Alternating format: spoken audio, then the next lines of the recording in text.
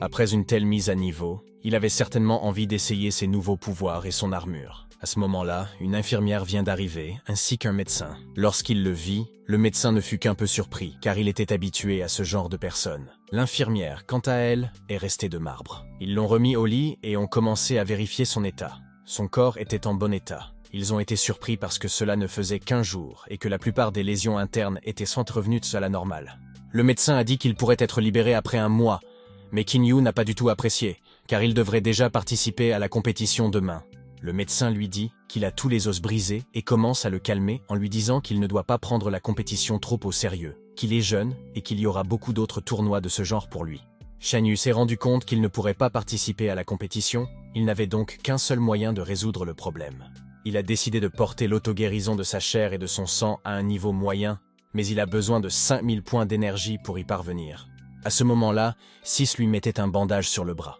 Bien qu'il ne veuille en aucun cas l'offenser, il devait reprendre de l'énergie dès que possible pour se rendre à la compétition de demain. Il l'a donc prise en lui saisissant les fesses. L'infirmière a immédiatement commencé à crier et à s'indigner. Et ça a vraiment marché. Il a obtenu ses 100 points d'énergie. Qin Yu commença à se justifier en disant qu'il ne faisait que pétrir sa main et qu'il l'avait accidentellement entaillée. Elle ne le toléra pas et partit appeler l'infirmière pour qu'elle continue à le panser. Qin Yu était un peu contrarié, car sa tante lui aurait donné plus d'énergie. Se rendant compte qu'il n'allait pas marquer beaucoup de points de cette manière, il a opté pour une autre solution, plus favorable. Il est sorti de sa chambre et a vu de grandes opportunités de gagner beaucoup de points d'énergie. Il y avait un tas de patients, ainsi que des infirmières et d'autres employés de la clinique. Il a décidé de passer de l'un à l'autre tout en fessant le cul de chacun. En l'espace de quelques secondes, il s'est précipité dans le couloir en giflant toutes les infirmières qui s'y trouvaient. Elles étaient toutes très en colère contre lui, et il a gagné beaucoup plus que cela avec une seule infirmière. Mais comme il n'en avait jamais assez, il a crié dans le couloir. 7 noirs, 5 blancs, 2 roses, 8 avec des liens et 1 avec une petite taille. La plupart des patients étaient des hommes, et lorsqu'ils ont vu ce que Qin Yu avait fait, ils ont saigné du nez et l'ont remercié pour un tel acte. Qin Yu s'est rendu compte qu'il n'y avait pas forcément besoin de filles, et à grande vitesse, il les a toutes dépouillées, ce qui lui a permis de gagner un tas de points d'énergie. Après quelques manigances, il a pu récupérer la bonne quantité, à savoir 5000 points d'énergie.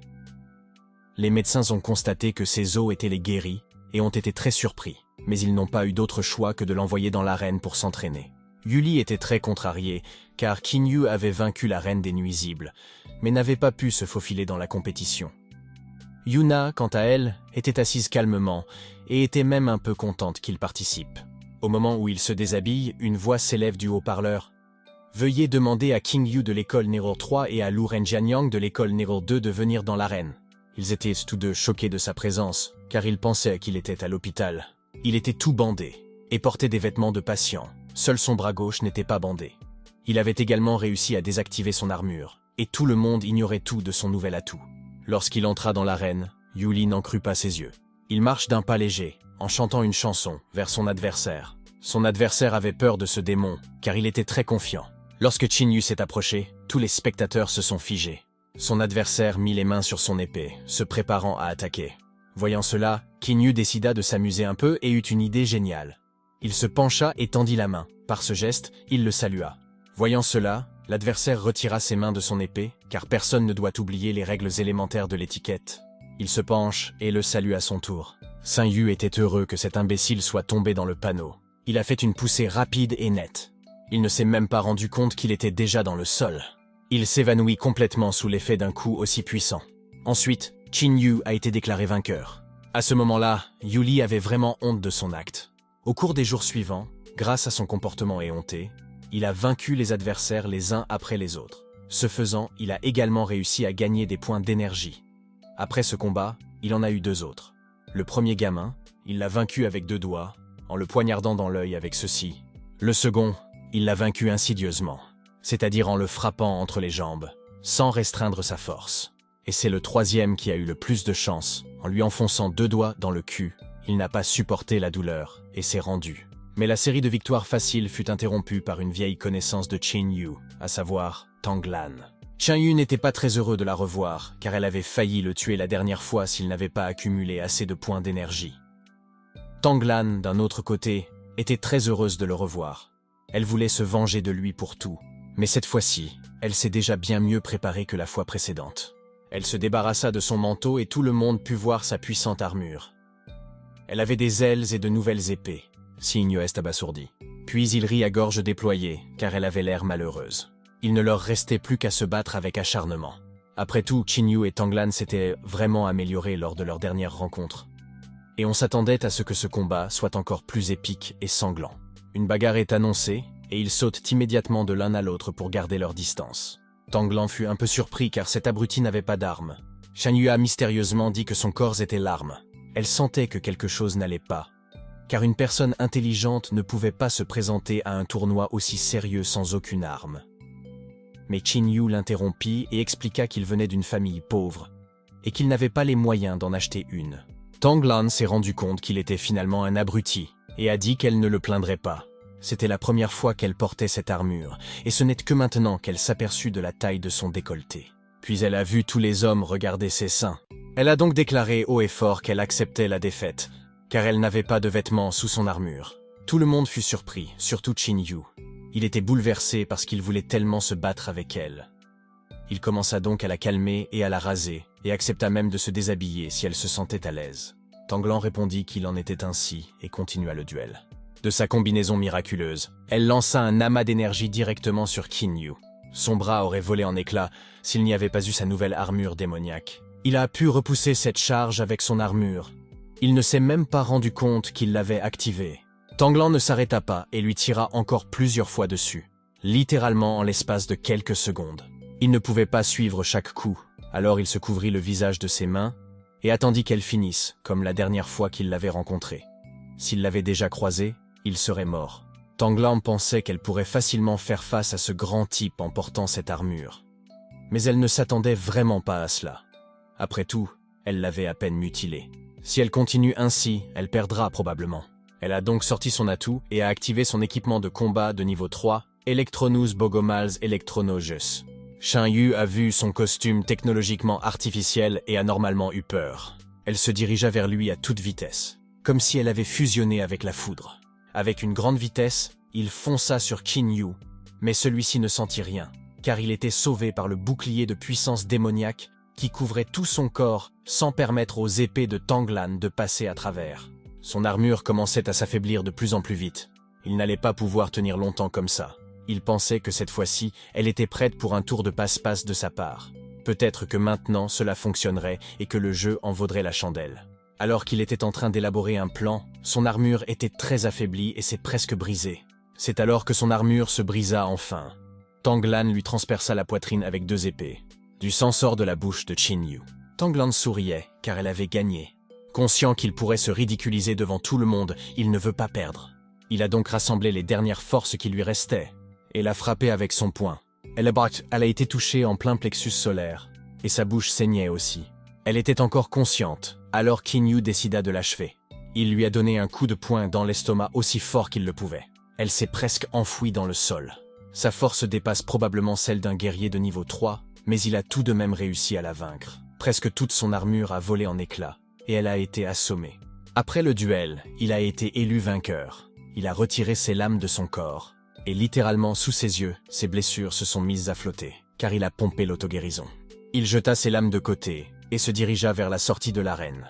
C'est alors qu'il entendit un bruit étrange derrière lui. Lorsqu'il s'est retourné, il a vu la première sœur, impuissante, s'envoler vers le sol. Il réussit à la rattraper. Elle était toute meurtrie et il y avait des fractures sur tout son corps. Elle avait à peine été violée par quelqu'un qui lui était inférieur en termes de force. Elle lui a donné un dernier avertissement pour qu'il soit prudent. Elle a également marmonné quelque chose à propos des arts martiaux cosmiques. Dans ce monde, il est reconnu comme l'art martial le plus difficile à apprendre dans la culture occidentale. Après quelques secondes, les organisateurs ont annoncé que Wang Jie était le vainqueur. C'est le même que celui contre lequel la première sœur s'est battue. Quelques secondes plus tard, Qin Yu reçoit un coup de pied dans le dos. C'était Wang Jie. Il a glissé sur le sol, tenant la première sœur dans ses bras.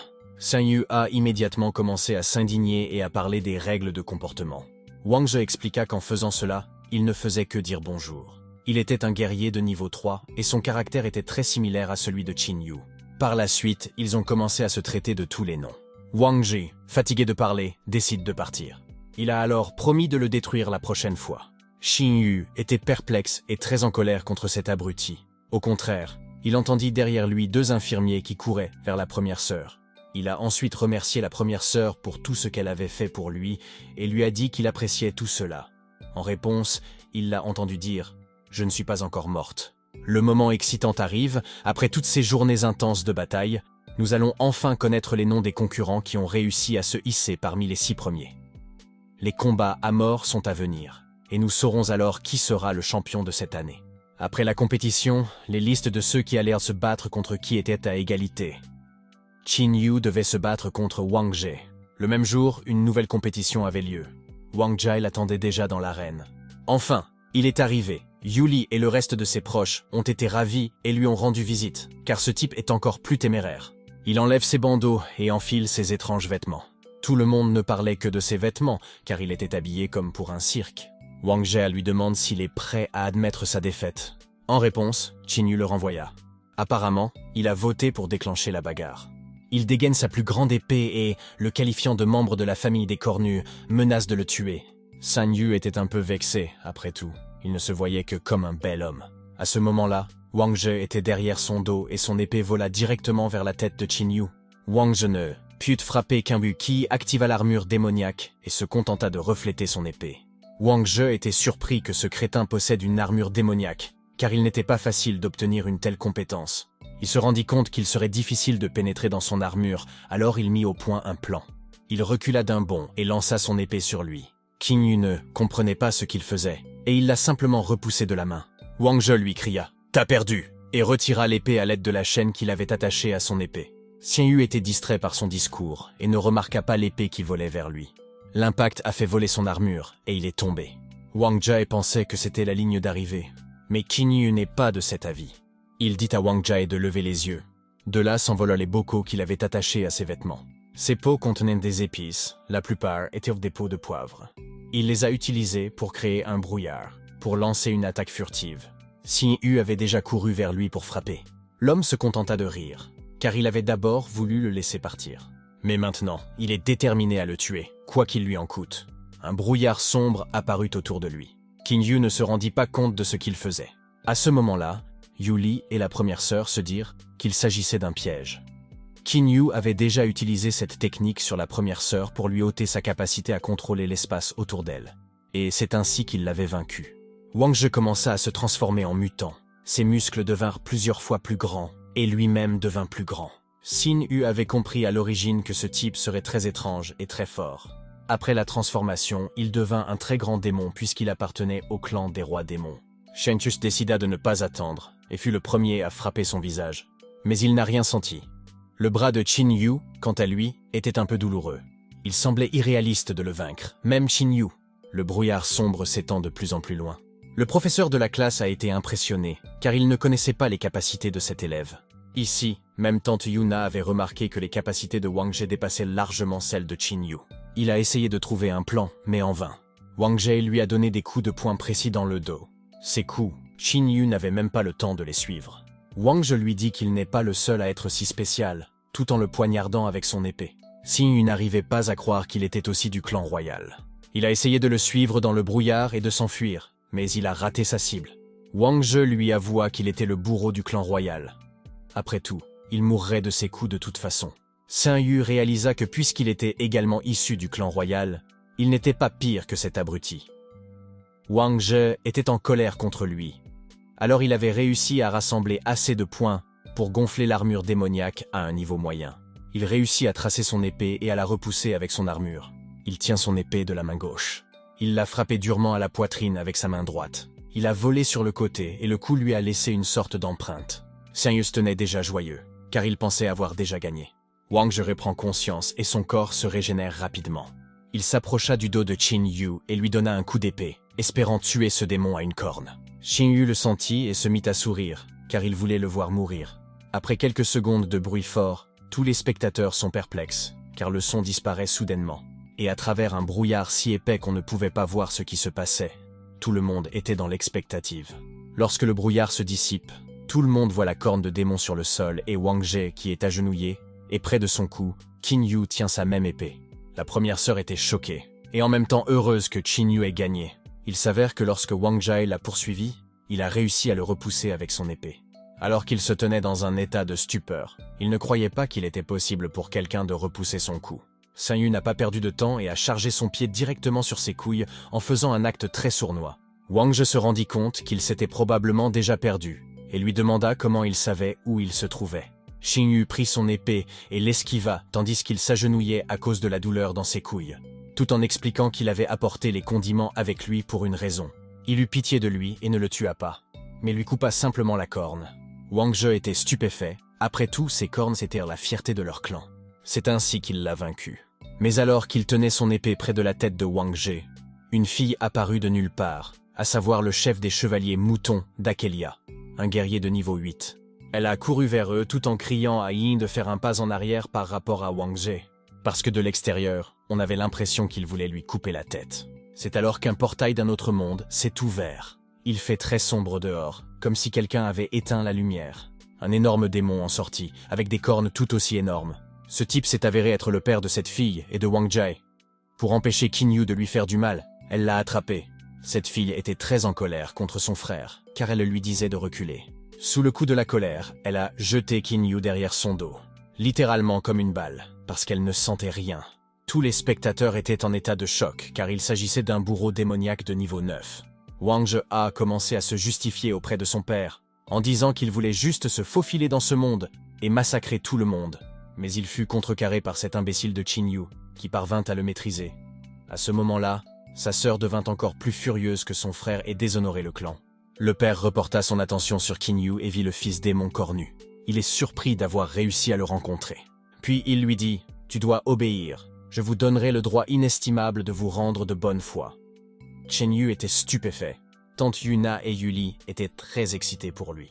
Surtout Tante Yuna, parce qu'elle était la seule à comprendre ce que cette situation pouvait devenir. Wang Jie ne comprenait pas son père. Après tout, il avait invité cette ordure chez lui, et l'avait même approuvé. Il n'approuvait même pas son propre fils, mais il approuvait le démon de gauche. Mais Qin Yu a décliné l'offre. Après tout, il aimait aussi tout ce qui se passait ici. La sœur de Wang Jie est très en colère contre lui, parce qu'il n'a pas accepté la proposition de son père. Elle commença à dire qu'elle le trouvait trop laid ici, et lui conseilla de retourner dans son monde de démons. Il refusa à nouveau, et elle lui donna un coup d'épée pour le tuer. Mais son père l'en empêche, faisant un signe de la main à côté d'elle. Elle s'est calmée et m'a prévenu qu'elle mettrait mon père en pièces si elle recommençait. Il est parti avec son fils dans les bras et a dit en guise d'adieu « Vous regretterez de ne pas avoir été là ». En partant, Qin Yu remarqua que la colère de Wang Jie était comparable à celle de sa tante. Lorsqu'ils sont partis, il faisait à nouveau clair. Il ne restait plus que cette fille. Yuli dit à sa mère que même si Qin n'était pas l'enfant le plus obéissant, elle devrait mieux le traiter lorsqu'elle rentrerait à la maison. Yuna réfléchit aux paroles de sa fille. Elle n'arrivait toujours pas à croire que les démons pouvaient changer. Lorsque les choses furent plus ou moins calmes, Qin Yu commença à se demander pourquoi il n'avait toujours pas été déclaré vainqueur. Mais la jeune fille l'interrompit, disant que ce n'était pas de cela qu'il devait s'inquiéter. Si un démon de 9e niveau avait réussi à pénétrer dans l'arène, alors cet endroit n'était plus sûr, et nous devions nous tirer d'ici. Sun Yu était un peu surpris, et au début, il n'y croyait même pas. Il y avait déjà des bus à l'extérieur de l'arène avec des gardes de sécurité armés de mitraillettes. Il se doutait qu'ils ne voulaient pas que le démon gagne, et ils ont donc temporairement suspendu la compétition. Sa pensée est soutenue par la première sœur, qui grimpe furtivement dans son dos. Les 5 sœurs sont venues le voir, mais c'est encore l'aînée qui a le plus insisté pour le remercier avant qu'il ne parte. Elle savait que pour lui faire et dire de mauvaises choses, au fond, il est bon. La première sœur a également exprimé ses remerciements, pour l'avoir sauvé plus d'une fois, et aussi pour s'être vengée de cet abruti. Qin Yu était même un peu gêné, après tout, ce n'était pas souvent qu'il entendait de tels mots pour lui-même. La première sœur et Qin Yu se regardèrent dans les yeux pendant un moment. Après un silence gênant, la première sœur l'a serré dans ses bras. Il les a ensuite raccompagnés jusqu'au bus, et leur a souhaité bonne chance. Lorsque le bus est parti, il s'est rendu compte qu'il l'avait mise enceinte. Ensuite, il a lui aussi pris le bus pour rentrer chez lui. En chemin, il se souvint des paroles de ce grand démon qu'il devait regretter. Il ne savait pas ce que cela signifiait, et tout ce qui lui venait à l'esprit, c'était le piège. Mais tout à coup, le bus a commencé à virer de gauche à droite. Lorsque Qin Yu a regardé par la fenêtre, il a eu un peu peur. Des loups de feu poursuivaient son bus. Il se dit que c'est le dernier atout du grand démon. Les agents de sécurité ont immédiatement demandé au chauffeur du bus d'emmener les enfants dans l'abri le plus proche dès que possible. Le chauffeur se met à sourire de manière évasive, comme s'il préparait quelque chose de très grave. Les gardes ont dit à tout le monde de se préparer au combat. Ils ont déjà envoyé un signal de détresse sur le communicateur. Il ne leur reste plus qu'à tenir jusqu'à ce que l'armée vienne les aider. Ils se sont garés dans la zone où ils se trouvaient et les portes se sont ouvertes pour permettre au bus d'entrer. Au moment où ils entrent, la porte se referme brusquement, empêchant les loups de feu de passer. Tout le monde s'est plus ou moins calmé. Lorsqu'ils sont descendus du bus, il fallait faire quelque chose. Le chauffeur, enseignant à temps partiel, est donc responsable et ordonne aux gardes de se tenir près des portes, car si l'ennemi les trouve, ces portes d'acier ne tiendront certainement pas. Mais Qin Yu a arrêté tout le monde. Il a dit qu'il voulait régler une affaire avec le chauffeur. Les gardes ont déclaré que sa question serait traitée lorsque le problème actuel serait résolu. Mais Qin Yu ne s'est pas soucié des interdictions, et il est allé sans les écouter chez le professeur. Le garde tenta de l'arrêter, mais après l'avoir pris par l'épaule, il réalisa que Qin Yu était trop fort et le laissa partir. Ils l'ont autorisé à lui poser une question, mais très rapidement. L'enseignante a été un peu surprise par le regard de ce dernier qui s'est rapproché d'elle. De façon inattendue, il activa son armure et se transperça la poitrine. Son sang se répandit en cercle. Qin Yu lui demanda alors qu'il était encore en vie, pourquoi il le détestait tant. L'enseignant s'est immédiatement écrié « Quoi ?» Qin Yu répéta la question de savoir pourquoi la personne qu'il rencontrait pour la première fois lui vouait une telle haine. Les gardes ont commencé à le menacer de le laisser partir immédiatement ou ils lui tireraient en dessus. Ce à quoi l'enseignant n'a répondu que par un rire. Les gardes ne comprenaient pas pourquoi il riait alors que du sang coulait de lui. En un instant, il n'est plus qu'un mirage. Et il ne s'agit pas d'un mirage ordinaire, mais d'un mirage doté de capacités de camouflage supérieures. Les gardes changèrent de chaussures et commencèrent à remercier Qin Yu sincèrement. Mais ce n'est pas tout. Il ressent encore plus de haine à son égard. Il rassembla l'énergie sur son bras et courut vers les étudiants, tout en tendant le bras pour leur couper la tête. Il a décapité 3 étudiants, et il a encore eu raison. Il s'agissait aussi de 3 mirages, mais plus petits.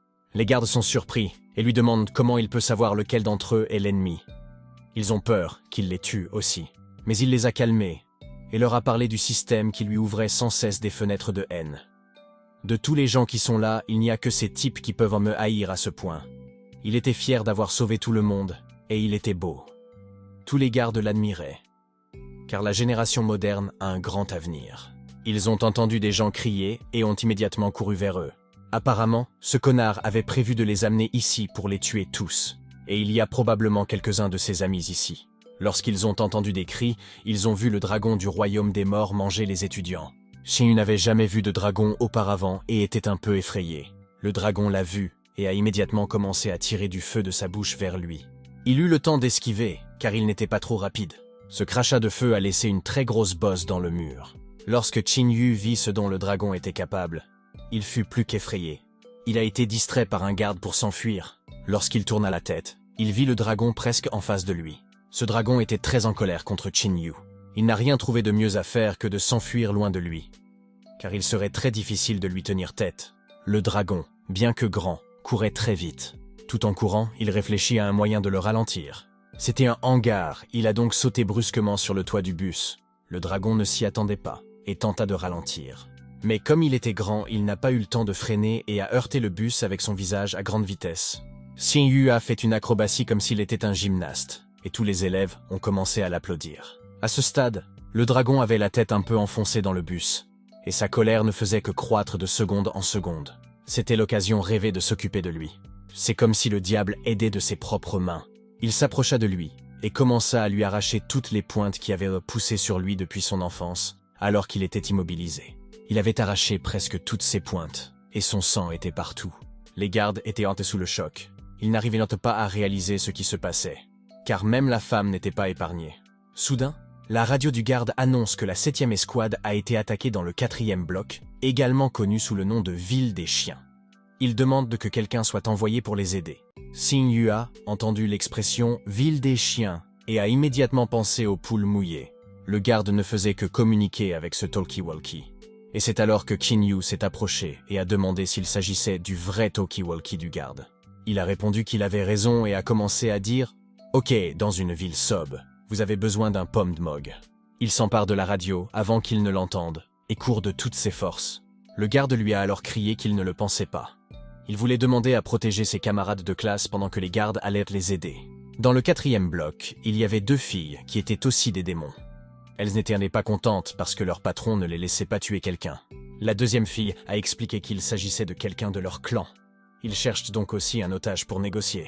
Elle demanda si l'otage était le type qui pouvait améliorer ses compétences et contrôler d'autres démons, c'est-à-dire Qin Yu. La 2e fille lui a immédiatement dit de se taire et de ne pas en parler dans la rue. Ils étaient là depuis plusieurs jours, alors l'un d'entre eux voulait manger quelques orques. Au moment où elle réfléchissait, Qin Yu, qui courait pour aider ses chiens, arriva en courant. Il l'a tout de suite rattrapée et lui a demandé si elle allait bien. Cette fille a vu Qin Yu et a eu le coup de foudre. Mais la 2e fille a immédiatement commencé à lui poser des questions sur l'équipe dont il est issu et sur la façon dont il est arrivé ici. Xianyun ne se laissa pas déconcerter et inventa une histoire selon laquelle il faisait partie du convoi du roi des démons et qu'il avait été personnellement envoyé ici pour une tâche spéciale, et il montra les écailles de dragon. Lorsque la 2e fille a ramassé cette écaille de dragon, elle a vu du sang dessus et s'est un peu inquiétée. Mais la 1re fille ne s'en est pas souciée et a commencé à le draguer. Elle l'invite à marcher avec eux vers l'autre équipe. Ils ont immédiatement commencé à flirter l'un avec l'autre, oubliant l'autre fille. Il a beaucoup de chance, car c'est un chemin direct vers les chiens. Ils sont entrés dans une sorte de hangar où se trouvaient d'immenses cages. 5 sœurs étaient assises dans l'une d'entre elles. Lorsque la 1re sœur entendit la voix de Qin Yu, elle fut immédiatement ravie. Mais quand elle le vit, elle se mit en colère contre lui, car son visage était tout en baisers. La 1re sœur n'arrivait pas à croire que Qin Yu embrassait ses démons. À l'arrière, une fille en rose l'a félicité d'avoir trouvé sa petite amie. La 1re sœur était furieuse, après tout. Qin Yu avait dit à ses démons qu'elle était sa petite amie. Il ne l'a pas écoutée davantage et l'a fait taire en lui mettant la main sur la bouche. Il avait une sorte d'appareil dans la main. Et avec les mots « assez parlé, il ne s'agit pas de moi.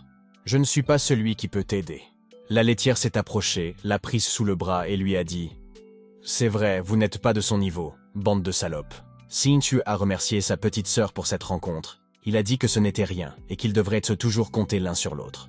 La 1re sœur a poussé un cri de rage en s'entendant traiter de la sorte. Mais elle a été interrompue par la 5e sœur, qui a dit qu'elles étaient vraiment des salopes. Lorsque la 1re sœur vit qu'il y avait une oreillette, elle ne put croire que Qin Yu s'était faufilé ici pour leur bien. Quand j'ai écouté ce qu'il disait, j'ai entendu. Les 3e et 4e escouades entrent par la gauche. Les 5e et 6e restent dans l'entrée du coin. La 2e escouade est la dernière. Hein? Il y a un canal supplémentaire. Quelqu'un n'écoute. Qin Yu avait en fait dissimulé sa véritable identité et leur avait secrètement fourni une oreillette. Il arriva ensuite auprès du chef des démons osseux de niveau 6, ainsi que de son bras droit, un guerrier de niveau 4.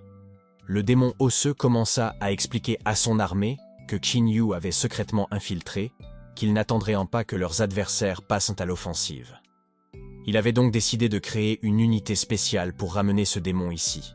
Et il demanda si quelqu'un était prêt à se joindre à lui. Qin Yu pensait que s'il allait plus loin et obtenait encore plus d'informations, et s'il les laissait se tromper à la dernière minute, il pourrait probablement gagner un tas de points d'énergie. Il a donc levé la main, acceptant ainsi de rejoindre cette unité spéciale. Il leva également la main, un démon faux nommé Faux de la Mort. Il était un démon de feu de niveau 3, voire 4, ainsi qu'un démon d'armure de niveau 4 et un démon d'os de niveau 4. Il y avait surtout des niveaux faibles, que Qin Yu pourrait facilement gérer si les choses ne se passaient pas comme prévu. Le chef des démons osseux salua les héros exceptionnels. Pour encourager les gens, il a promis qu'à son retour, tout le monde serait généreusement récompensé. Le chef a ouvert un portail sombre et nous a dit de continuer notre chemin. Ce portail contient un grand nombre de coordonnées, chacune associée à un démon. Aucune d'entre elles ne les transportera vers un autre démon. Dans tous les cas, le choix de la coordonnée est laissé à leur appréciation. Il a également attiré l'attention sur ceux qui essaieraient de le ramener avant que l'ennemi ne fasse quoi que ce soit. Et une seconde plus tard, il tombait déjà ailleurs. Lorsqu'il tomba à terre, il rencontra des hommes armés de lances qui étaient très mal disposés à son égard. Quand il a levé les yeux, il a vu une foule qui voulait le tuer. C'est la foule qui a couru après lui. Mais c'est là que ses nouveaux alliés sont déjà intervenus. Qin Yu réalisa que cet endroit sentait la friture et courut dans la direction opposée aux ennemis. Ses alliés démons n'étaient pas contents de son action. Ils ont décidé qu'ils ne pouvaient pas tomber à plat et se sont donc préparés au combat. Tous activèrent leur pouvoir démoniaque et commencèrent à brûler comme s'il s'agissait d'un feu, et leurs yeux devinrent rouges. Cette foule n'était pas en reste, et elle disposait de mortiers. Le chef de cette foule a donné l'ordre de tirer, et le vrai combat commença. À ce moment-là, Qin Yu s'est enfui, car seuls des idiots s'inscriraient à une telle chose. Il a vu qu'il s'agissait d'une grande créature ouverte et a couru vers elle. Et il y a déjà une petite pièce avec des portes. Il est entré, a fermé la porte, mais pas complètement, et a commencé à regarder par la fente. De là, il entendit seulement qu'on cherchait quelqu'un. S'il se révèle, il n'y a pas d'échappatoire. Au bout d'un moment, il entendit un bruit étrange derrière lui. Quand il s'est retourné, il a eu très peur. Il a vu une fille attachée au mur et bâillonnée. Il se rendit compte à nouveau qu'il sentait la friture et lui demanda de ne pas paniquer et qu'il était sur le point de sortir. La jeune fille a commencé à meugler, espérant qu'il se rendrait compte qu'elle avait besoin d'aide. Il lui a dit de ne pas faire de bruit, parce qu'il le trouverait. Il se rendit compte qu'elle voulait dire quelque chose, mais il ne voulait pas risquer d'être découvert. Alors il lui passa un doigt sur le front, ce qui la fit s'évanouir. Ensuite, Qin Yu entendit des hommes parler, qui voulaient aller vérifier si le prisonnier était vivant. Il a immédiatement commencé à chercher des endroits où se cacher, mais c'était une pièce presque vide, sans aucun meuble. Ils sont entrés avec des fusils de chasse pour voir si tout allait bien ici. Ils étaient indignés que ce soit eux qui aient été surpris à suivre cette fille et non les chevaliers, car, contrairement à eux, les chevaliers sont plus respectés par la population, mais d'un autre côté, elle était très belle et tout se passe bien. Contrairement à eux, les chevaliers sont plus respectés par la population. Saint Yu sauta sur le plafond et parvint à y faire des trous avec ses doigts, ce qui lui permit de s'en emparer. Il ne voulait pas s'impliquer, car il ne gagnerait pas de points d'énergie, mais Tante Yuna pourrait le tuer, accidentellement. Les deux gardes discutaient justement du fait que le chef de la ville et ses acolytes n'étaient pas tombés amoureux des chevaliers depuis longtemps, et qu'ils ne demanderaient donc pas d'aide. À ce moment-là, Qin Yu essayait de s'accrocher au plafond avec ses dernières forces. Mais il ne put tenir longtemps, sa main commençant à glisser de plus en plus. Après avoir tout vérifié, ils ont commencé à partir tout en continuant à discuter du fait que les chevaliers devaient travailler à regagner leur respect. Comme le chef de la ville change tous les 3 ans, la réputation des troupes est son dernier souci, d'autant plus que les chevaliers sont une profession héréditaire. Alors, à quoi bon se figer sur ce sujet ? Le second garde l'a soutenu en disant que de toute façon, il ferait plus confiance aux chevaliers qu'à une bande de civils. Lorsque les gardes sont sortis, Qin Yu n'a pas pu le supporter et a commencé à tomber. Ils ont décidé de retourner voir ce qu'était ce bruit.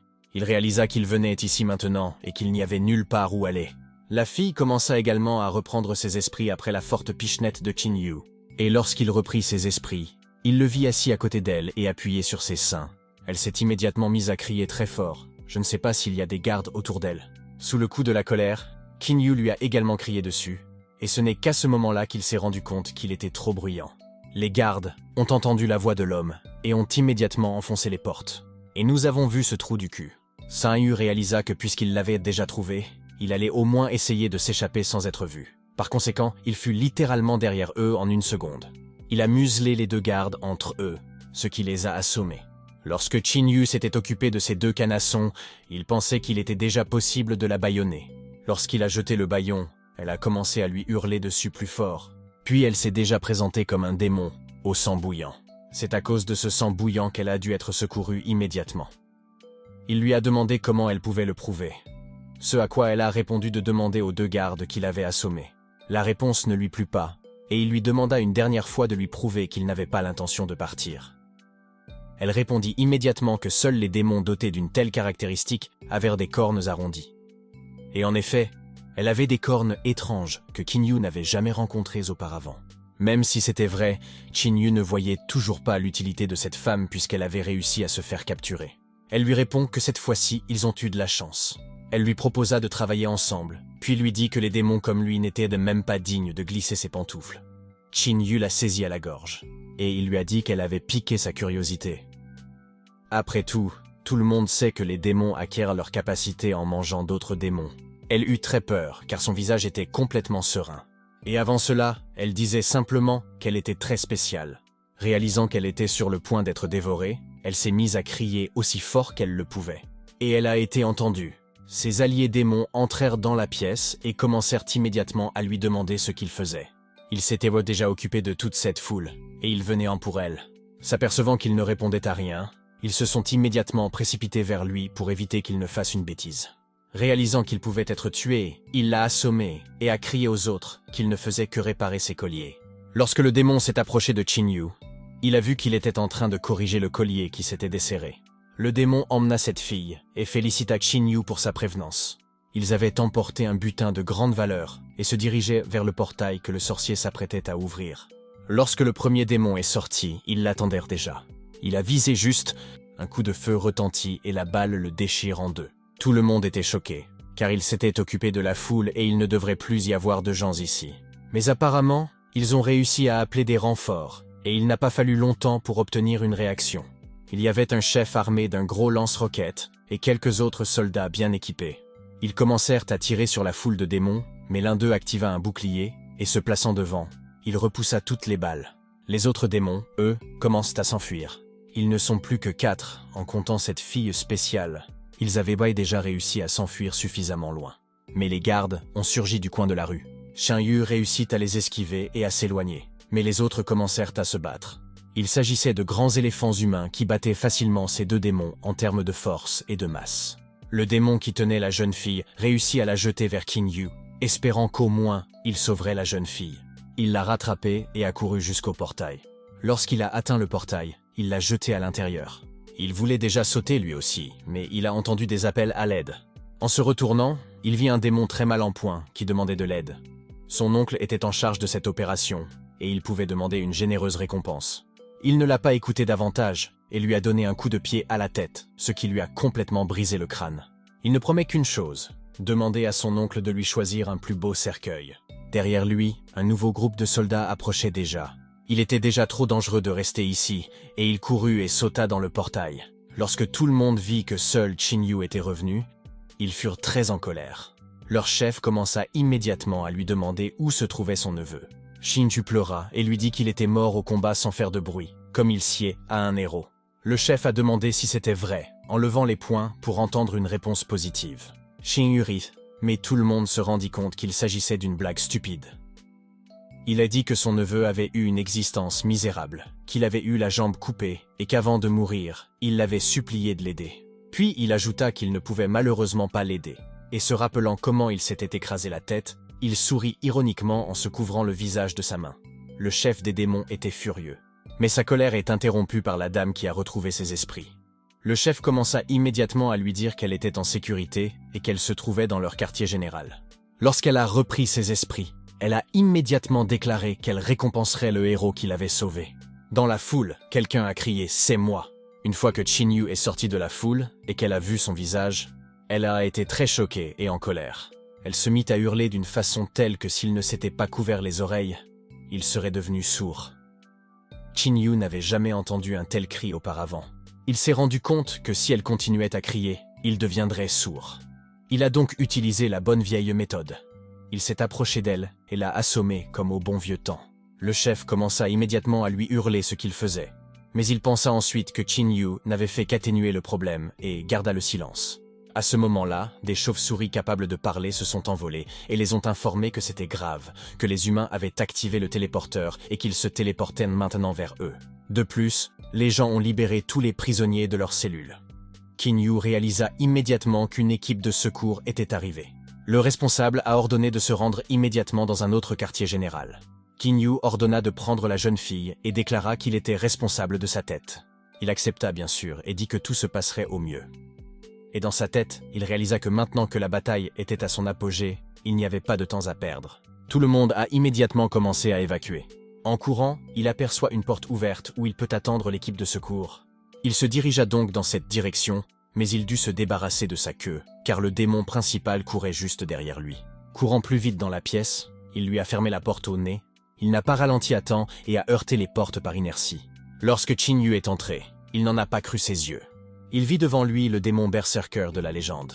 Le démon berserk a été surpris par la persistance et la simplicité de ce type. Il a fermé la porte juste devant le visage du démon. Qin Yu lui demande « Bien, notre mission est de la sauver, n'est-ce pas ?» Il s'est mis en colère, il a renoncé, et en retour, il sera récompensé à sa juste valeur. Se rendant compte qu'il avait une très grosse prise, il commença à marchander pour obtenir une meilleure récompense. Il a commencé à lui miauler les seins et à lui dire qu'il préférait la garder et en profiter lui-même. Demon Berserk proposa de lui donner l'essence d'un démon de haut niveau, ce qui augmenterait la durabilité de son armure démoniaque. Il lui pose la question « Rêve ?» Comprenant qu'il pourrait refuser, il lui proposa une autre essence qui augmenterait la guérison elle-même. Xingyu n'aime pas son ton arrogant et ce qu'il dit. Mais si l'on ne tient pas compte du statut élevé de son adversaire, ce qu'il propose pourrait tout aussi bien être de la pacotille. Pendant qu'il réfléchissait à ses suggestions, cette fille s'est réveillée. Une fois qu'elle a repris ses esprits, elle a vraiment aimé la façon dont Xingyu l'a poussée à tomber amoureuse de lui. Voyant que la jeune fille était réveillée, le nez du démon berserk saigna. Enfin, après tant de minutes de réflexion, Xingyu avait enfin pris sa décision. La fille a commencé à flirter avec lui, mais il était dégoûté. Demon Berserk lui a demandé quelle était sa décision finale. Il a répondu qu'il voulait tout. Le démon Berserk le regarda et commença à se demander si cela en valait la peine. Et pour qu'il se décide plus rapidement, Xingyu sortit une épée et la plaça contre le cou de la jeune fille. Le démon Berserk pesa le pour et le contre. Il lui a donné un gadget qui lui confère des pouvoirs. Ensuite, il m'a tendu la main et m'a dit de le rendre. Mais Xingyu l'a interrompu en disant qu'il avait une autre demande. Le démon Berserk, en proie à une grande rage, cria à tue-tête. « Vous n'en avez donc pas encore fini ?» Il lui a dit de ne pas prendre sans trop semer. Sa deuxième exigence est de me dire comment utiliser tout cela. Le démon Berserk était surpris que quelqu'un comme lui ne sache pas comment absorber. Mais la jeune fille se mit à crier qu'elle le ferait. Il lui a demandé si elle pouvait vraiment lui apprendre. Elle lui répondit que n'importe quel démon ayant grandi au purgatoire saurait le faire. Dévorer la chair et l'essence de l'autre est la capacité des démons. Dès que l'occasion se présente, elle conseille de la saisir. Elle a également dit que si elle ajoutait un peu de ses fluides corporels, la fusion se ferait plus rapidement. Elle s'approche lentement de lui pour l'embrasser. Comme auparavant, Xingyu n'aimait pas cette fille, et il l'a simplement écartée. Malgré cela, elle continue à l'aimer. Il s'est emparé de cette essence et son score s'est multiplié. Xingyu, lui, a demandé s'il avait encore un tel objet. Mais il faut 3 mois aux démons ordinaires pour digérer une essence démoniaque. Le démon Berserk ne comprenait pas comment il avait pu l'absorber si facilement. Il l'a prévenu que s'il absorbait une autre de ces choses, il mourrait. Et en un instant, il sentit la haine qui grandissait de seconde en seconde. Il a d'abord cru qu'il était rancunier. Mais son système lui dit que c'est quelqu'un qui est derrière son dos. Xingyu n'a pas eu le temps de se retourner et il a reçu une balle dans le dos. Il est tombé attaqué, en sang. La jeune fille s'est immédiatement approchée de lui pour lui demander comment il allait. Bien que son armure couvre maintenant tout son corps sauf sa tête, il s'avère que son armure est apparue trop tard et qu'il lui faut maintenant du temps pour se rétablir. Ensuite, le démon à tête apparaît derrière la jeune fille. Il voulait se venger de lui pour ne pas avoir sauvé son neveu. Et maintenant qu'il était immobilisé, il a donné un coup d'épée à sa tête. Mais la jeune fille l'a alors recouvert de son corps. Le démon Berserk a prévenu ce chef qu'il était une ressource rare et qu'on ne pouvait pas disposer d'elle à volonté. En réponse, le démon en charge lui demande simplement de se taire. Il lui a pris le bras et lui a dit qu'elle voulait venir avec lui. La jeune fille a essayé de se dégager de ses bras. Elle y parvint et courut immédiatement vers Xingyu. Il sait qu'il n'aime pas ça, mais cela n'a pas d'importance pour elle. Les démons sanguinaires ont toujours été guidés par les émotions. Il l'a donc pris et l'a embrassé, tout en donnant ses fluides corporels à l'autre pour qu'il se rétablisse plus vite et pour que la fusion se fasse plus rapidement. Le chef l'a pris par la main et la conduisit jusqu'au portail. Xingyu reprit ses esprits, et lorsqu'il ouvrit le système, il vit qu'il avait absorbé un nouveau pouvoir d'ébullition de sang démoniaque d'un niveau spécial. Le démon chef a remis la fille au démon Berserk, qui lui a donné son accord pour faire ce qu'il voulait. Mais leur conversation fut interrompue par Xingyu, qui se leva du sol et dont le corps était enveloppé d'une puissance démoniaque. Le démon aux os blancs était heureux d'être réveillé, car il voulait venger son neveu. Xianyu n'y voyait pas d'inconvénient non plus. Même si ce type avait un niveau 6 et Qianyu un niveau 2, il pensait et savait qu'il était bien plus fort que ce démon. En une seconde, le démon aux os blancs lui donna un coup de poing dans la poitrine, l'enfonçant presque dans le sol. Les nouvelles griffes de l'épée ne purent résister à un coup aussi puissant et se brisèrent stupidement. Et Qianyu lui-même saignait de la bouche. Il ne s'attendait certainement pas à un tel coup, mais il se ressaisit rapidement, se releva très vite et lui sauta dessus avec un poing enflammé. Il lui a donné un coup de poing dans la poitrine, mais il a résisté au coup et a effectué une contre-attaque dans son foie. C'était un coup de poing très puissant. Xingyu eut l'impression d'être figé par la douleur. Il perdait espoir, mais continua malgré tout à l'attaquer. Même le démon aux os blancs remarqua qu'il n'était pas si mauvais que ça. Mais ce dernier esquiva le coup de poing de Xingyu. Réalisant qu'il risquait de rater un nouveau coup, Qin Yu recula et voulut attendre un bon moment pour frapper avec succès. Et en un instant, on entendit le bruit d'un coup de feu, suivi de nombreux autres tirs en direction du démon aux os blancs.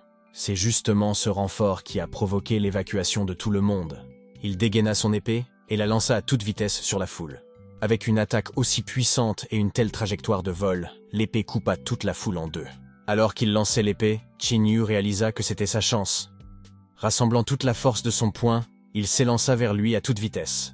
Ce démon aux os blancs n'eut pas le temps de réfléchir au coup. Mais il ne sentit rien non plus. Après tout, il l'avait frappé dans son masque, avec une armure très solide. Qin Yu ne s'attendait pas à une telle tournure, mais pensait qu'il lui casserait la tête comme son neveu. Réalisant que si cela continuait, il perdrait très rapidement, il activa le bouillon de sang que la fille lui avait donné. Après avoir activé ce mode, il a ressenti un grand afflux de puissance nouvelle. Même les griffes que ce démon avait brisées avaient grandi et s'étaient renforcées. Il frappa à nouveau sa tête, et cette fois-ci, il réussit à pénétrer un peu son armure. Il a même réussi à faire couler son sang bleu. Le démon aux os blancs était perplexe. Il ne comprenait pas pourquoi cet abruti n'avait que le niveau 2, mais qu'il était aussi capable de le blesser. Il devina alors que cette fille pouvait lui donner du sang démoniaque en ébullition. Qin Yu activa une forme spéciale d'armure démoniaque, l'armure de sang. Elle devint plusieurs fois plus forte et plus grande. Mais tous ces nouveaux pouvoirs ne sont pas gratuits. Il fait bouillir son sang en échange d'une brève poussée de puissance. Et s'il brûle tout le sang, il meurt. Il décida donc de ne pas perdre de temps et de sang, et courut pour terminer le combat rapidement. De toutes ses forces, il s'y enfonce avec son pied. Il commençait à s'épuiser. Et par derrière, ils étaient sur le point de foncer sur les gardes, qui avaient envie de voir les démons se battre entre eux. Ce démon tenait à peine sur ses pieds, aussi Qin Yu décida-t-il de l'achever. Il a accéléré et lui a donné un coup de pied dans la tête par en dessous. Il s'est envolé vers le haut, percutant le plafond de béton. Les parties de son corps ont commencé à tomber sur le sol et à mordre le plafond. Les renforts les avaient observés pendant tout ce temps, et étaient choqués qu'un démon osseux de niveau 6 ait été tué juste devant eux. Ils ne croyaient même plus en eux-mêmes qu'ils pouvaient surpasser Qin Yu. Réalisant que tout était fini, il a éteint le mode, car il avait déjà perdu beaucoup de sang. Il est tombé dans l'inconscience à cause d'une telle perte. Les renforts sont arrivés et ont voulu en finir avec le démon, mais qui d'entre eux l'a rappelé où? C'est alors que tout le monde se souvint qu'il s'agissait du même diable cornu de la ligue de l'école. Ils ont immédiatement commencé à l'aider. Il a été envoyé à l'hôpital numéro 3. Au bout d'un certain temps, Yuli et tante Yuna ont décidé de lui rendre visite. Yuli frappe et entre dans sa chambre. Il vit une infirmière étouffer Qin Yu avec un oreiller. Il voulait gagner des points d'énergie. Alors il a commencé à travailler de manière productive. Yuli a immédiatement essayé d'arrêter l'infirmière. Et il s'est avéré que Qin Yu l'avait traité de bousier. Qin Yu était très heureux de respirer à nouveau, mais il a quand même dit au revoir. Bye bye, Taxbug. L'infirmière, de nouveau en colère contre lui, a commencé à revenir vers lui. Mais Yuli l'en a empêché et, avec difficulté, elle a réussi à pousser l'infirmière hors de la pièce. Il se tourna sur le côté et réfléchit à la façon dont il pourrait gagner plus de points d'énergie. Mais tante Yuna l'interrompit dans ses pensées et lui dit que même s'il était blessé, il pouvait encore trouver le temps d'être un voyou. Il se retourna et la salua très poliment, car elle était la seule dont il pouvait avoir peur. Il ne comprenait pas non plus pourquoi cette folle était venue le voir. Il avait très peur qu'elle profite de sa position pour le tuer. Et d'une certaine manière, il avait raison. Elle lui demanda si elle pouvait le tuer, maintenant qu'il avait pu vaincre le démon des os. Il a commencé à se recroqueviller sur lui-même et à dire que ce n'était qu'un coup de chance et qu'il avait eu beaucoup de chance. Puis, elle a dit qu'elle savait tout depuis longtemps, qu'il n'était pas malade, mais que tout n'était pas noir. Elle lui a demandé s'il savait pourquoi elle était venue le voir. Il a immédiatement commencé à secouer la tête de gauche à droite. Il pensait qu'elle était venue pour le tuer après tout. Elle s'est penchée vers lui et lui a demandé une réflexion intéressante qu'il avait faite un jour, à savoir qu'il y a de bons démons parmi les démons. Il a dit d'une voix incertaine et excitée « Oui, je le suis, je suis très bon !» Et dans sa tête, il se demandait où était l'infirmière et pourquoi elle l'avait quitté. Soudain, 5 tapettes ont franchi la porte. Il était un peu nerveux lorsqu'il a vu sa tante, mais l'a tout de même salué. Qin Yu n'avait pas vraiment envie de les voir, mais à ce moment-là, il était très heureux car il craignait que sa tante ne le tue.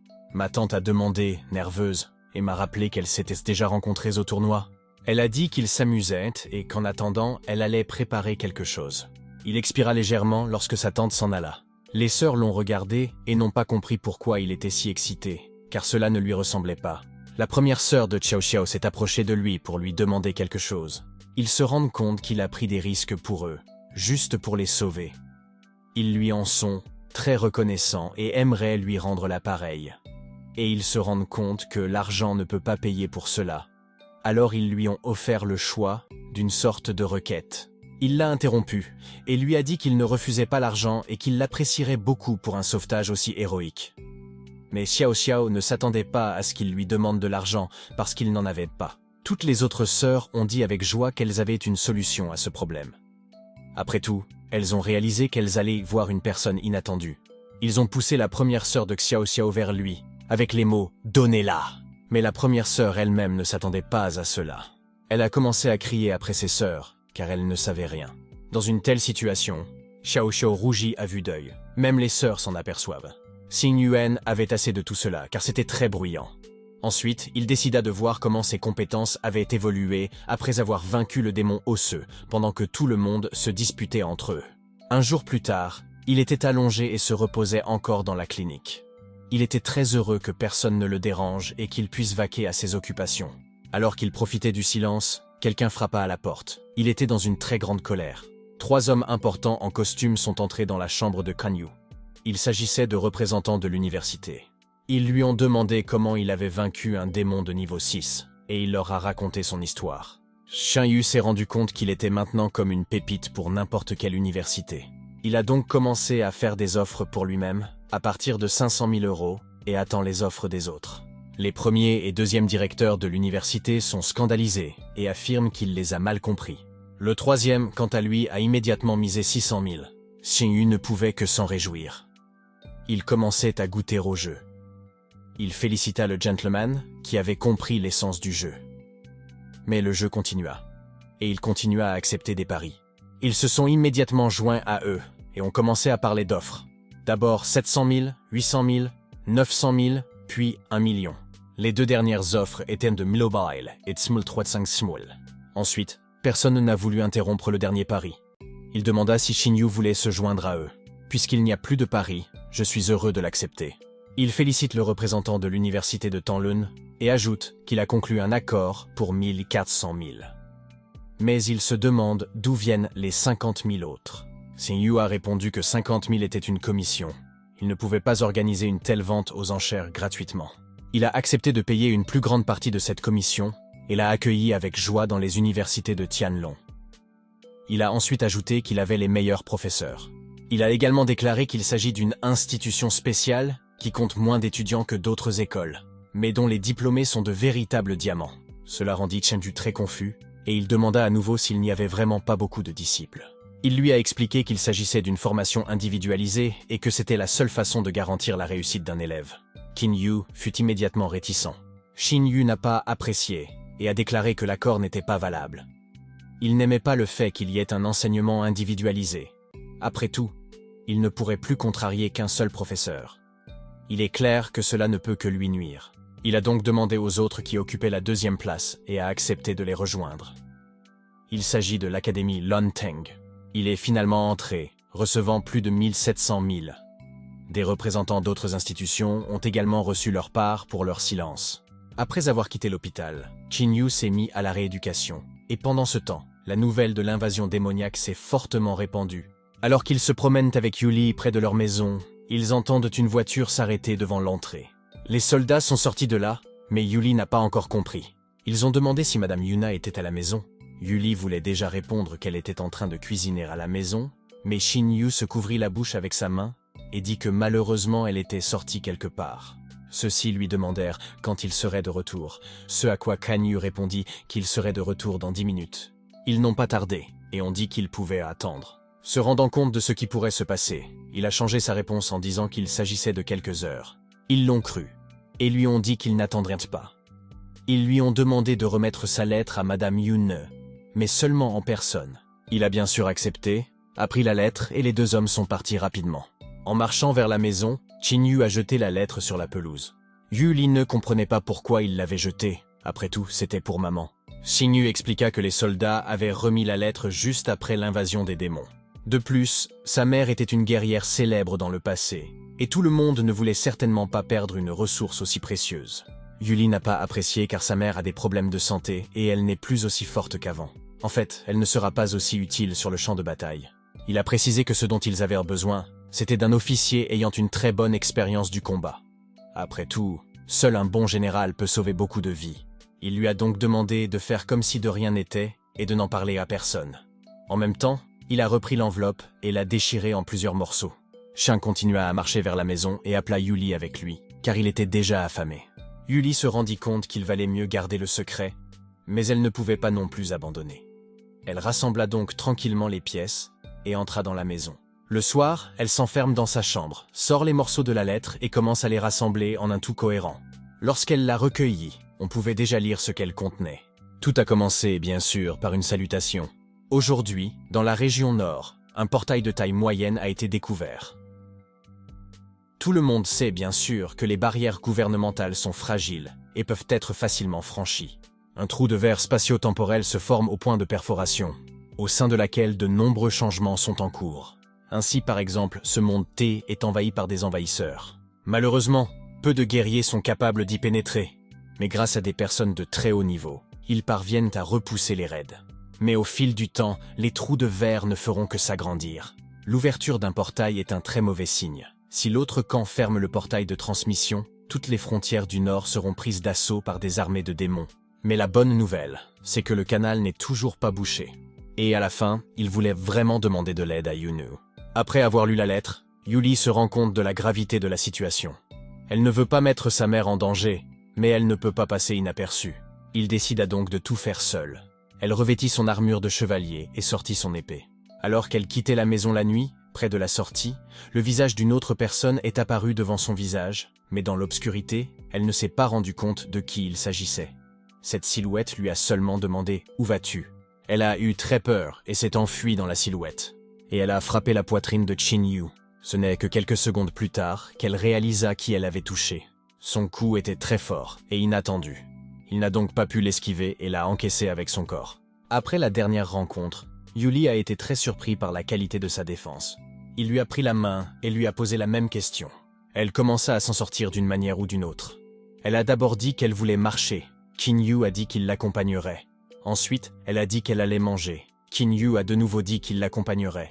Et déjà dans un effet de rage, elle a dit qu'elle avait besoin d'aller aux toilettes. Puis il a dit que les toilettes se trouvaient dans l'autre direction. Il a dit qu'il savait et a deviné cet après-midi qu'elle le ferait. Et les nouvelles viennent de dire que d'autres maîtres se dirigent vers le portail. Il a décidé de clarifier la situation et lui a demandé si elle voulait vraiment prendre la place de sa mère.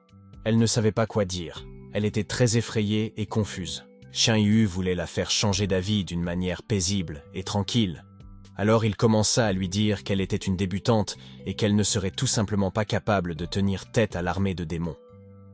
Bien qu'il y ait une part de vérité dans ce qu'il a dit, Yuli dit que même s'il est un démon, elle sait qu'il ne lui fera pas de mal. Après tout, ils ont grandi ensemble, dans la même maison, et lui a demandé de lui livrer ce petit secret partagé. Il se rendit compte qu'il pourrait négocier avec elle, mais il ne voulait pas utiliser la force contre elle, car alors tante Yuna le tuerait. Il cria donc à toute la maison « Tante Yuna, ta fille va mourir. Occupez-vous-en » Yuli se mit immédiatement en colère et lui cria dessus. Après tout, elle lui avait demandé de ne pas parler de cette situation. C'est alors qu'ils entendent tante Yuna descendre vers eux. Elle a déclaré que si le commandant en chef ne l'avait pas appelée personnellement, elle n'aurait jamais rien su. Après tout, ses chers enfants avaient simplement pris sa lettre et l'avaient jetée. Yuli a tout de suite eu très peur, car elle a compris ce que cela pouvait lui faire. Le soir même, ils lui ont fermé la bouche, l'ont menotté au lit avec des menottes en fer, et on lui a dit de bien réfléchir à son comportement. Chen Yu est très surpris. Pour la première fois de ma vie, j'ai vu une armure d'élite sur ma tante. Elle lui demanda de s'occuper d'elle, de cuisiner et de la nourrir, et de ne pas la laisser quitter la pièce. Après tout, Chin Yu n'avait que l'air stupide, et elle savait qu'il ne se battrait pas et ne risquerait pas sa vie pour l'objectif d'autrui. Au moment où tante Yuna s'en va, il lui demande si elle se rend compte qu'elle va vers une mort certaine. Elle a répondu en disant qu'elle avait besoin de fermer son propre gestalt. Ses yeux brûlaient une envie de tuer leur homme principal et de se venger de tout, notamment de Carlos. Xian Yu comprit qu'elle allait se venger de celui qui avait détruit son escouade. Il sait, d'après les légendes, qu'il s'agit du père biologique du propriétaire de ce corps qui, pour se sauver, a remis son fils aux mains de l'ennemi. Il se demanda s'il devait suivre un tel parent ou rester ici. Il chassa toutes ses pensées de son esprit et décida d'accomplir la tâche de tante Yunui avant que cette fille ne mette le bazar. Le lendemain matin, il prépara le petit déjeuner pour Yuli et l'avait déjà portée dans sa chambre pour qu'elle prenne son petit déjeuner.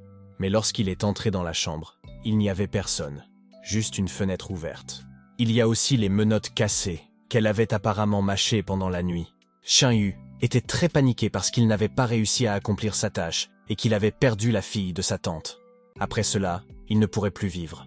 Il termina la bouillie qu'il avait préparée pour Yuli, se changea et partit à sa recherche. Il est logique qu'elle avait franchi le portail pour affronter les démons. Il a donc lui aussi franchi le portail. Il y avait déjà des machines qui se tenaient là, ainsi que beaucoup de gens. Il a commencé à crier son nom à toute la foule. Il s'est retourné contre lui et a commencé à le regarder bizarrement. Réalisant ce qu'il risquait d'obtenir maintenant, il s'est excusé et m'a dit qu'il cherchait juste sa poule mouillée. Quelqu'un a crié dans la foule. « Hé, les taureaux n'ont pas de cornes comme ça. C'est un démon. Sortez !» Il commence immédiatement à expliquer qu'il n'est pas comme les autres. Mais tous les autres s'en moquaient et le poursuivaient déjà bêtement, sans écouter ses histoires. Xianyu était très mécontent, car non seulement il ne l'avait pas trouvé, mais en plus, il allait se faire taper sur les doigts.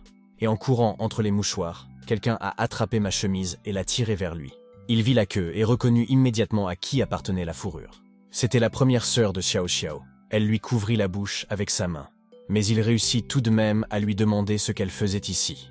Elle a expliqué qu'elle avait un stage ici, mais ce que Zero Kinyu faisait ici, il ne savait pas trop quoi en penser.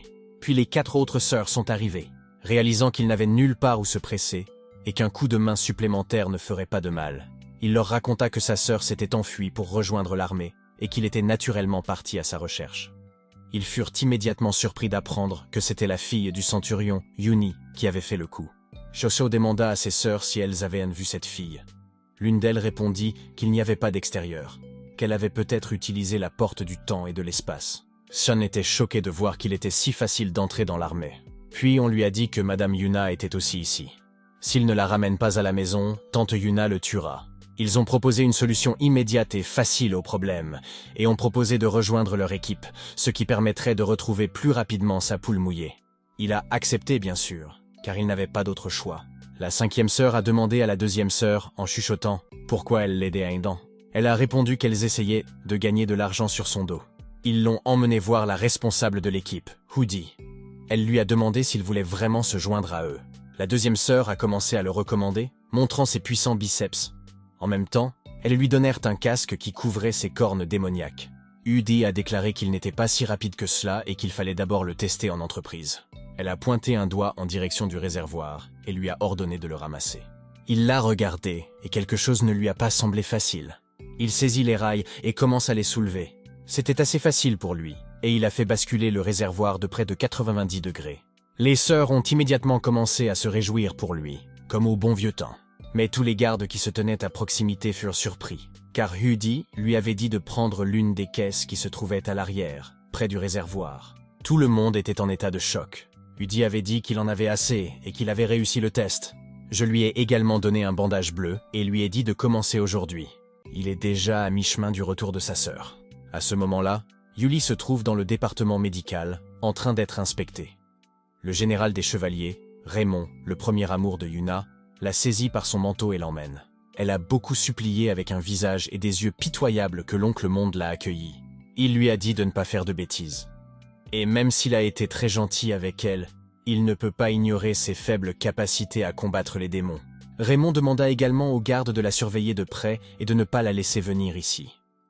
Sa mère avait déjà beaucoup perdu, et elle ne pouvait pas se permettre de perdre Yuli en plus.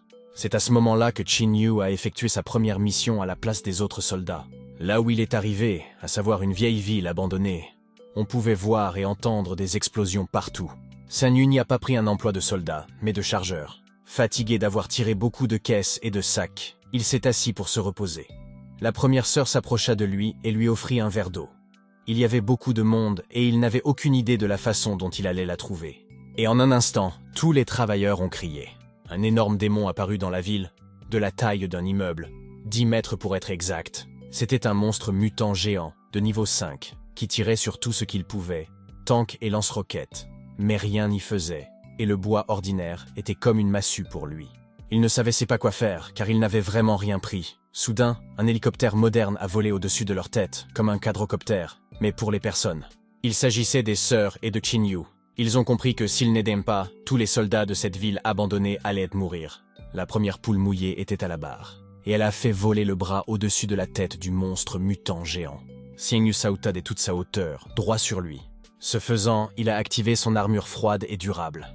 Elle l'a frappé en plein cœur. Puis il a sauté loin de lui pour rejoindre le quadcoptère qui l'attendait déjà en contrebas. Après qu'il se soit envolé, le monstre géant a commencé à se désintégrer en morceaux. Cette fois, il portait une nouvelle armure, une meilleure armure. Après avoir vaincu le démon osseux, il avait la possibilité d'ajouter la force du démon osseux à l'armure démoniaque. Après s'être assis sur le siège, il a immédiatement dit de rouler plus vite. Tous les soldats se sont immédiatement mis à les suivre. Qin Yu décida de vérifier son profil en ouvrant le système. Il possédait déjà des pouvoirs démoniaques, armure démoniaque avancée, auto-guérison, ébullition du sang et sens démoniaque. De plus, sa force physique était de 55 et sa force spirituelle de 30. Il s'est dit pourquoi ne pas amplifier, et s'est demandé s'il pourrait atteindre le niveau de ce mutant. Xiang Yu voulait aussi grandir de 10 mètres et commença à fantasmer. Il imaginait qu'il était très grand et gonflé à bloc, et que tous les soldats étaient à son fantôme et l'applaudissaient. C'était comme s'il pouvait déjà sentir la puissance de ce monstre gigantesque. Tout s'est passé au moment de l'envol, et la première sœur Xiao Xiao a été choquée lorsqu'elle a regardé ce qui était en train de se passer. Qin Yu était comme s'il s'était réveillé dans ce monde et ne comprenait pas pourquoi tout le monde le regardait ainsi. Toutes les sœurs ont été choquées par ce qu'elles ont vu, et la plus jeune avait les yeux fermés. Il ne comprend toujours pas où il regarde. Et quand il a regardé son pantalon, il a pu voir la taille de son pantalon, et elle était visible même à travers son pantalon. Ils étaient déjà en train de retourner à la base à ce moment-là, et lorsqu'il entendit appeler son nom, avec une voix qui ressemblait beaucoup à celle de sa tante, il s'effondra et eut lui-même très peur. Il n'avait toujours pas retrouvé la fille de sa tante, dont elle lui avait demandé de s'occuper. Xiang Yu s'approcha de sa tante, espérant qu'elle ne le tuerait pas. Elle fut bien sûr la première à lui demander ce qu'il faisait ici, et pourquoi il ne s'occupait pas de Yuli. Il était très inquiet et ne savait pas comment leur dire pour qu'ils ne soient pas en colère contre lui en ce moment. Il a commencé à faire une analogie, comme un homme ne peut pas suivre un cheval et il a perdu Yuli. Tante Yuna était calme, mais un peu surprise. Après tout, Qin Yu est venu ici pour la retrouver, et il ne sait pas que Raymond l'a déjà fait plus rapidement. Et sous ses yeux, il changeait vraiment pour le mieux. Et elle a commencé à croire davantage au bon démon. Je veux dire, ce type fait semblant de s'en foutre. Elle l'a pris par la chemise et lui a dit « Sortez, ne revenez pas avant de l'avoir trouvé. » Mais avant cela, elle l'a pris dans ses bras, lui a dit de ne pas accepter quelque chose qu'il n'était pas en mesure d'accomplir. Il a demandé ce qui se passerait s'il acceptait. Elle a dit qu'il allait mourir. Puis elle lui a donné une tape dans le dos pour l'avoir écouté. Il a dit qu'il la retrouverait, quoi qu'il en coûte. Il s'apprête à sortir, mais une foule de gardes l'accueille. De cette foule, Li Ku, le commandant en chef du district C, est sorti et lui a proposé de discuter. Il a commencé à dire qu'il allait bien et qu'il avait perdu sa sœur, mais qu'il la retrouverait sûrement. Et il a levé la main. Ils l'ont immédiatement menacé d'une arme, et il a dit que c'était très urgent. Comprenant qu'il n'avait pas le choix, il a bien sûr accepté. Li Ku l'a félicité, ainsi que les jeunes, car ils sont maintenant si intelligents. Tata a vu Li Ku l'emmener avec lui dans la tente et a compris que Qin Yu allait encore faire du grabuge. Dans la tente, Li Ku lui expliqua qu'il ne l'avait pas appelé pour rien, mais qu'il avait directement une demande à lui faire. Après le mot « demande », il s'inquiéta, car derrière lui se tenaient 2 gardes, armés de gros fusils, qui bloquaient l'accès à la sortie. Li Ku a déclaré qu'il ne forcerait personne à faire un choix, et lui a simplement demandé d'écouter. Comprenant qu'il n'y a pas d'issue, il accepte de l'écouter. Les renseignements indiquent la position approximative des démons. Ils ont besoin d'une clé qui laisse l'espace entre nos mondes ouvert pour toujours. S'ils y parviennent, ils pourront attaquer à tout moment. Et pour Qin Yu, une tâche très importante a été préparée. Il doit trouver cette clé avant les autres démons. Li Ku lui répond qu'il a tout à fait raison, mais qu'ils seront en première ligne à ce moment-là et qu'ils constitueront une distraction. Xiang Yu devrait faire le reste. Li Ku comprenait qu'il s'agissait d'une grande responsabilité et d'un grand risque, et il comprendrait s'il refusait. Mais il s'est même penché et a demandé purement de son cœur de l'aider. Pour cela, Qin Yu devait bien réfléchir, après tout, l'offre était risquée. Li Ku ne dit rien et se contenta de lever les poings pour montrer qu'il était d'accord. Tante Yuna s'approcha de Qin Yu et lui dit qu'elle avait déjà rassemblé un groupe et qu'elle le sortirait d'ici sans problème. Les chances de Qin Yu de gagner devenaient intéressantes, car il n'avait peut-être pas besoin de s'impliquer du tout. Yuna resta silencieuse, lui demandant seulement de donner le pendentif du centurion à Yuli lorsqu'il sortirait. Au début, il n'a pas compris pourquoi c'était lui qui avait demandé à être remis, puis elle a expliqué qu'elle restait ici. Ce n'était pas logique pour Chin-Yu, car elle n'était plus un soldat, et sa force n'était plus la même. C'est son pays, et il passe en premier, l'aspect personnel en second. Et elle ne reculera pas devant ses principes. Xiang-Yu avait vu de nombreuses facettes de Yeon-Hui. La terreur, la fierté, la douceur, la tendresse. Mais jamais elle n'avait été aussi éblouissante qu'en cet instant. Il se souvint alors que Yuli avait parlé de renaissance. Pendant tout ce temps, il s'est rendu compte qu'il manquait sa chance d'aider. À ce moment-là, la voiture qui devait le ramener chez lui arriva. C'est la première sœur de Xiao Xiao qui conduisait la voiture. Il lui a jeté ce pendentif et lui a demandé de le donner à Yuli. Puis il s'est enfui parce qu'il avait des affaires urgentes à régler. La première sœur de Jiao Xiao n'a pas compris où il s'était enfui et l'a rappelé immédiatement. En réponse, elle l'a entendu dire qu'il allait mourir. Toutes les sœurs présentes avaient déjà regardé ce qu'il faisait et aucune ne comprenait. Il a couru vers Li Ku et lui a demandé quel était le plan. Celui qui, de manière surprenante, a demandé « Êtes-vous d'accord ?» Il ne comprend pas, car les chances de victoire sont fatalement minces. Xin-Tu lui-même ne comprenait pas pourquoi il faisait cela. Il a supposé que c'était à cause du magnifique lever de soleil. L'un d'eux a demandé pourquoi l'aube, si c'était le coucher du soleil. Li Ku était très heureux que quelqu'un ait accepté sa proposition. Maintenant que Chin-Yu était prêt à aider, ils ont changé leur plan. Il lui a donné un orbe qui lui permet de se téléporter jusqu'à 10 km. Mais il ne faut pas oublier qu'il faut 3 secondes pour l'activer. Il lui a aussi donné un couteau qui emmagasine de l'énergie pour attaquer. Il l'aidera au bon moment. Il a également donné un tas d'autres choses pour la protection. Mais Shin-Ye n'en comprenait pas l'intérêt si les chances que tout cela fonctionne ne dépassaient pas 50%. Li Ku lui donne un jour pour confirmer l'emplacement, et ensuite ils commenceront à attaquer. Et si Chin-Yu ne donne pas de nouvelles au bout d'un jour, ils commenceront à percer à partir de la faible position de l'ennemi. Après tout, le passage doit être détruit à tout prix, afin de protéger le pays des attaques éternelles. Le succès ou l'échec de cette opération spéciale dépend de Chin-Yu. Et tout le monde croit en lui. Il comprenait tout, mais il ne comprenait qu'une chose, comment il pouvait s'y perdre. Li Ku a déclaré qu'il ne connaissait qu'un seul moyen. Il s'est jeté sur lui et l'a frappé. Les gardes qui se trouvaient net sous le pavillon ont accouru dès qu'ils ont entendu le combat. Quelques heures plus tard, il était en cage. Li Ku fit exprès de crier fort pour que tout le monde puisse l'entendre. « Prouvez! Comment osais-tu m'attaquer » Xin-Yu fut surpris par les méthodes si radicales de Li Ku. Li Ku a demandé aux gardes de le surveiller et est parti. Les autres qui étaient assis dans la cage. Ils ont immédiatement commencé à lui demander ce qu'il faisait ici. Il a inventé une histoire selon laquelle il avait eu la malchance de se faire prendre, et qu'il devait donc s'en sortir. Tout le monde lui a demandé s'il avait une clé. Mais bien sûr, il n'avait pas les clés, et ils ont commencé à l'humilier. Soudain, tous les gardes sont sortis en courant du hangar où se trouvaient les cages. Il comprit que c'était le signe de Li Ku pour agir. Il a donc pris la cage et l'a dépliée, ce qui a permis de la traverser. Tout le monde dans la cellule l'admirait, cet acier pouvait résister au coup d'un monstre de 4e génération. Mais personne ne comprenait comment il avait pu plier les barreaux à main nue. Pour eux, c'était comme un tour de magie. Il est sorti discrètement et a vaqué à ses occupations. Plusieurs otages les accompagnent. L'un d'eux a demandé pourquoi il n'y avait personne. En réponse, l'un des monstres a suggéré qu'ils avaient découvert l'emplacement de l'armée et qu'ils devaient les s'y rendre. Chin-Yu demanda d'où venait une telle supposition, et il répondit qu'il avait été envoyé sur la ligne de front en mission de reconnaissance, et qu'il en savait donc plus que les autres. Mais cela n'avait pas d'importance pour lui, il devait transmettre un message aux dirigeants de toute urgence. Xin-Yu a eu beaucoup de chance, et il s'est rendu compte qu'il avait fait mouche. À ce moment-là, dans la tente d'Apéro, le chevalier déchu lui dit que le chef a des informations importantes à lui communiquer. Et le patron s'appelait Karen, le démon des souhaits. Elle laisse Chin-Yu entrer. Au même moment, elle reçoit un message sur son téléphone. Attention au démon traître Chin-Yu. À ce moment-là, Chin-Yu avait déjà atteint l'une des bases ennemies. Lorsqu'il entra dans la tente, Karen lui demanda immédiatement son nom afin de ne pas tomber dans un piège. Il n'est pas dupe et prononce le nom inventé de Dawei. Elle a pensé qu'il s'agissait peut-être d'un pur démon, alors elle lui a demandé quelle était sa force, car elle ne voulait pas de faible. Il a répondu qu'il était en train de grandir.